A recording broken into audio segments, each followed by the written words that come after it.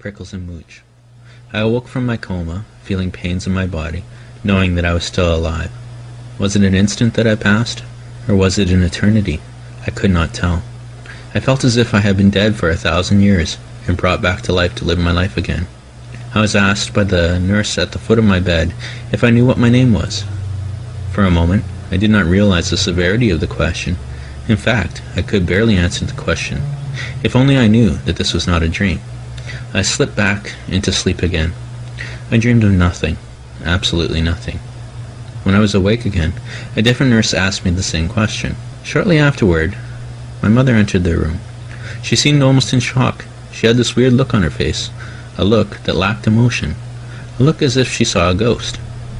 I was not fully aware of the reason for me being there at this time, for I had been rushed into the hospital in a coma with a head injury and severe alcohol poisoning. My blood alcohol count was 3.90, and due to my head injuries, they could not pump my stomach. The real problem was that no one knew that I had been drinking like this for over a year before and ended in the hospital. I had been drinking recklessly at least 3 times a week for a year already, and this hospital visit was much overdue. My liver was so damaged that the doctor said I would never be able to drink alcohol again. I also had a lot of weight loss because when I would go out drinking, I would not eat for a day before I drank. And this last episode was a week of binge drinking. I knew that I was not supposed to drink, but the reason I did was because it made me feel better. I would use alcohol as a way of staying in the highs and avoiding the lows, but I did not know the real dangers of alcohol. I was too young, too foolish, and too ignorant to see the real dangers of it. When I got out of the hospital, my loss of memory seemed to worsen. I did not recall who my friends were at school, and I did not know what grade I was in. I also forgot who my girlfriend was. The doctor had told my mother when I was unconscious that I had a good chance of dying, or else I would be brain dead. When I returned to school, I was in the beginning of my grade 10 year of high school. It was in the gym at the assembly for the students on my first day back at school that my friends came to talk to me. I did not recognize them. They were no longer my friends. Perhaps it was because they had left me in an alley to die, and I could not cope with that kind of betrayal at such a young age. My first class of the morning was a grade 10 general math class. I think I will just talk briefly about what has happened to lead me to where I am today. In school that year, I did well in my math class. I did the best that anyone could hope for. I got a 100% mark. I think this mark is what got me onto the waiting list for an introductory co-op business school that was going to be starting at the next year at a prestigious hotel in my hometown. It was a new school that offered a hospitality diploma at the end of the year. I was put on a waiting list because the school was designed for grade 12 students. I took it on my own to take all the grade 11 classes I could and just leave my elective classes for grade 10 empty. By the time my grade 10 school year was over and I was about to start grade 11, I got the phone call to go to the new school. That year I met a lot of interesting people. I also learned a lot about myself and the workforce. It was a business-oriented style of school, which focused on co-op and classes on the job site. In the first semester, I got to know the people I would be studying with and the people in the hotel. We would spend 1 week in every department of the hotel. We did this until we got experience in all areas of the hotel. At the start of the second semester, I had decided I would major in the maintenance division of the hotel.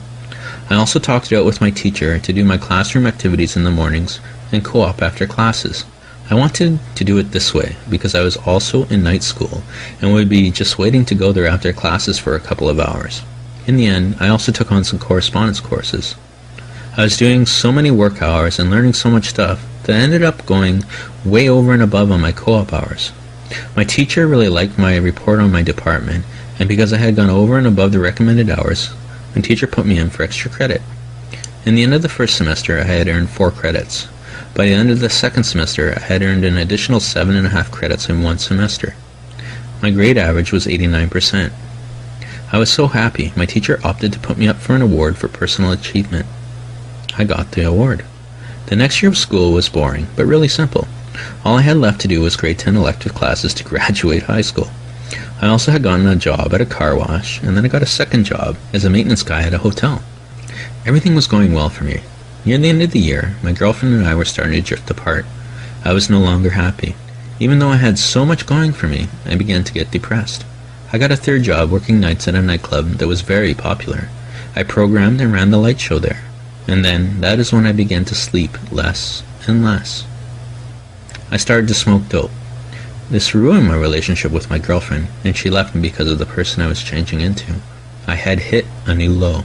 I was now doing the same sort of thing that I had done before, partying and abusing my body.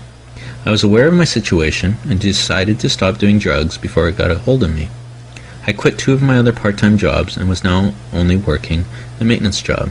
I was sad to see that after 2 years of working there, they only gave me a 25-cent raise an hour. I was insulted. I wanted more, but knew that without a proper education, I would not earn the kind of money I wanted. I applied for a student loan and a course in electrical engineering at the college. I got accepted. I was on my way to become an electrical engineer. I had been out of school now for a year, but thought that I could handle it. Everything was doing well, up until the point, the end of the first semester, that they told me that the course is being cancelled, due to lack of enrollment. I was devastated. I had left my job and now wasn't able to go back to it. I applied for my old job back everywhere I had worked before, and the only place I could find work was at the nightclub I used to work for. I started working there, and it was only a short while before I began to drink. The college had advised me to continue my studies and just take a different course. They told me to take electronics engineering instead. I was depressed and worried about how I was going to live. I made up my mind to drop out of college and just go work for a while to support myself. When I went to drop out of the course, they told me that it was too late to drop out and that I would not be able to cancel my classes, which meant I would get a failing mark on my whole course. I just quit going. I had to move on. Trying to make ends meet, I often went without eating. I began to get pains in my body and went to the doctors. But the pain stopped, and I quit going to the doctors. I was becoming very paranoid and was isolating off from my closest friends. I ended up not being able to afford the rent at my apartment with the money I was making from the nightclub. So I asked my brother and his friends for help. They let me move into their place. I was paying a reasonably low amount for rent and was with friends that I thought were cool. But it wasn't long before I began to party again. I slowly began to lose sight of what was happening, and I was not paying attention to what I was doing to myself. Over the next 6 months, I began to lose weight, and I became very paranoid and suspicious of everything and everyone. Those 6 months actually seemed like 6 years. It's funny how time can do that to a person. By New Year's that year, I had gone overboard. I had taken too many drugs and drank too much for my mind to handle it. I was lost, and my roommates no longer wanted me to live with them. I got kicked out. My job's hours had been reduced to 8 hours a week at the nightclub, and I was so stressed that it began affecting my behavior. I asked my cousin and his girlfriend to move in with them. I think I was already really sick by the time they took me in. In the next 2 months, I really began to lose contact with reality. I know, it's kind of a weird thing to say, but unless you experience it, I don't think there's a better way to describe it. I became so confused. I came up with the belief that I no longer needed to eat to survive. At the time, I was seeing things in a different light. I no longer felt attached to the world. I began to feel that the world was not even real. By the time everything came to a head and my family was sure something was wrong, I had gone without food for 15 days. I think what was happening was that my body was eating itself to survive, and that the drugs and alcohol that were in my system before were being digested. I was getting higher and higher as every day passed. I no longer felt the need for sleep and was full of energy. The only thing I didn't realize was that my mind was not working properly. Everything seemed to be instant in my mind. My thoughts were racing from subject to subject, and I could not stay focused at all. I dropped down to a mere 90 pounds. I started to have grandiose delusions about myself and thought that I could save the world, and decided to fix the problem of hunger and death. My mind was operating so fast at this time that I believe my thinking was transcending space and time. I know that matter cannot travel faster than light speed, but thought can, because it has no mass. The mind is very powerful, and it is out of this world at times. In my mind, I figured out a way to fix the problem. At the moment that I finished my calculations and went through with my experiment, my cousin came into my room, and while I was having one of those introspective realizations that had recently become so frequent, he told me that I was sick. He said that my mother was here to take me home and that everything was going to be okay. I got up and took my college books with me and also the notes that I had been writing that now make no sense. Then I headed for the door. When I got to the door, there were 4 police officers waiting for me, and they told me to go with them. At this point, I was so lost that I didn't know who I was anymore. I wasn't myself. In fact, I was so lost that I did not even know who anyone was anymore. Under this new stress, I began to have grandiose delusions about myself. By the time I was brought to the hospital, I thought that I was a god, and then a few moments later, I began to think that I was the devil. I was freaking out, and I could no longer wait at all. I jumped out of my bed in emergency and climbed onto another, shouting and looking around. I was in my own world. I was in a state of pure emotion at this point, and I was trying to fight with all my efforts to hang on to whatever it was that was still me inside. The police came back, and they were trying to talk me down off the bed, but I was afraid that they wanted to make me suffer. After all the commotion and confusion, there was silence for a moment, until the officer's microphone spoke. Without thinking, I grabbed the officer's microphone and yelled into it, "You can be anything you want to be." At that very instant, the police began to slam me down to the table and tie me down. In my mind, the religious delusions I had been experiencing earlier came to a head when I called out for the Archangel Michael to come and tie me up in chains and throw me into the bottomless pit. I was scared and irrational. I was fighting for what I thought was the end of the world. It wasn't until one female cop asked me what I meant when I said, "You can be anything you want." And that is when I told her, "You can be a flower." I think that is when the medication kicked in, because I lost all fight and just surrendered to the situation, and it felt like I was disappearing, like I had never even existed. It felt like I was not real, and nothing was real. It felt like God was taking me away from this place. I let go of everything completely.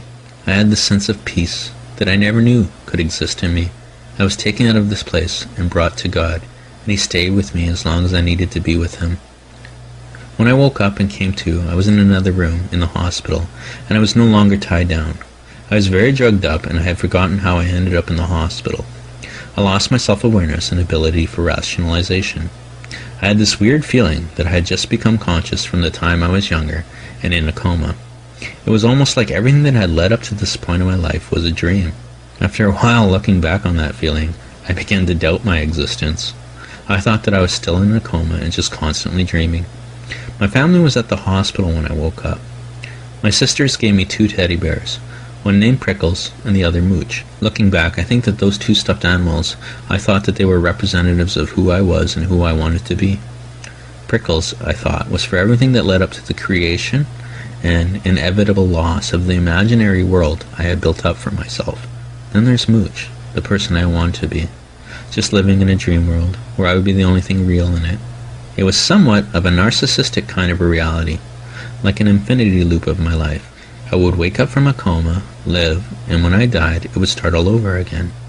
Yet I wanted so much to be Mooch, a lost soul who got a second chance at life and would never really die.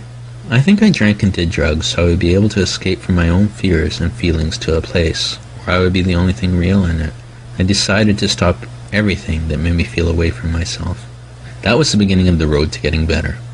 It wasn't until